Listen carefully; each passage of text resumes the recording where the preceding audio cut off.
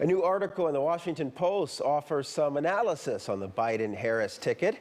It's titled, "Harris is a small C conservative, party-friendly pick," which makes her just right for Biden. So joining us now is the author of that piece, Washington Post political columnist David Byler. Thank you so much for joining us, David. Thanks for having me. Small C conservative party, a friendly pick, as you say. Is it because she's a safe choice, and why? Yeah, so a few things make Harris a safe choice. First is her experience on the campaign trail. So like we saw in the last segment, she ran for the Democratic presidential nomination in 2020, and she showed during that run that she could do well on the campaign stump. She could do well in the debates. She's someone who sort of has the ability to go out and do the basics of campaigning really well. On top of that, she has sufficient experience. No one's going to question whether or not she spent enough years in public office and in public life to be able to assume the presidency. And she's sort of a party-friendly pick. As the Democratic Party is becoming more racially diverse, more reliant on women, more reliant on young voters, Harris sort of fits a lot of categories and kind of is a personal acknowledgement of the direction that the Democratic Party is heading. So in a lot of ways, she's sort of a coalition pick for the vice presidency, but she's also someone who isn't going to create any bad news cycles for Joe Biden. It's hard for vice presidents to bring many new votes in, but they can create problems, and I don't think Harris is going to really do that. President Trump continues to talk about the suburbs, suburban housewives. How does Senator Harris poll among that demographic? So it's kind of interesting. Trump's tweeting about suburban housewives, and oftentimes in the suburbs, both parents in families that have children are working. Oftentimes these are voters who might have voted for Republicans in the past, but have sort of flipped to the Democratic Party as the Republicans nominated Trump and sort of went on sort of a more Trump-ish path. So I think Harris is actually a potentially good candidate for that set, in that she can bridge the divide between multiple parts of the party. During the primary, a lot of analysts, myself included, sort of tagged Harris as a consensus candidate, someone who would really be able to bring the Democratic Party together if she had got enough initial momentum behind her.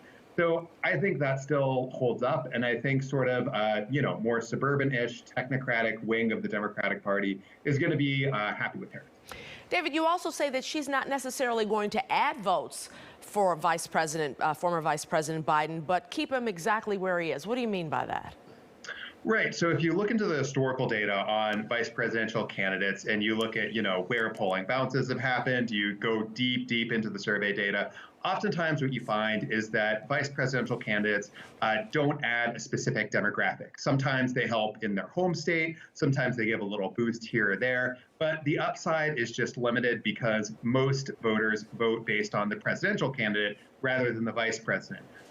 What sometimes happens, though, is a vice presidential candidate can create bad news cycles and create problems and create things that damage the campaign. So the downside is there, even if the upside isn't. There are some analyses that suggest that Sarah Palin cost John McCain a number of votes in the 2008 election. And since then, every president has been thinking, okay, we need someone who is very ready, who's not going to cause any problems. And that's sort of the first litmus test. And I think Harris passes it. David, at the end of the day, progressives did not want a moderate ticket like this. Is there any long-term fallout for the Democratic Party? That's a great question. I think it's hard to answer that at this point. I think in the short term, there's probably not a lot because the progressives who would be unhappy with Biden or unhappy with Harris would be much more unhappy with a Trump second term. So I think in the short term, it's probably going to be just fine for the Biden-Harris ticket. In the long term, it depends on how Biden and Harris position themselves. Biden is sort of an institutionalist. He's someone who really cares about his party, and he's always tracked sort of the median Democrat, even as that has moved left over the years. He sort of updated his ideology to track that. So my guess is that as the party moves left, Harris and Biden are going to sort of try to keep things together and please both the right wing and the left wing and sort of the bigger center middle left wing. And that's just my guess, is that we'll see them go left, but not veer all the way there. You say that Kamala Harris won't cause problems on the campaign trail. Out of the other candidates, who may have caused problems in your eyesight? It's hard to say that ahead of time because you don't you don't have sort of that test. You don't put them into the spotlight in that same way.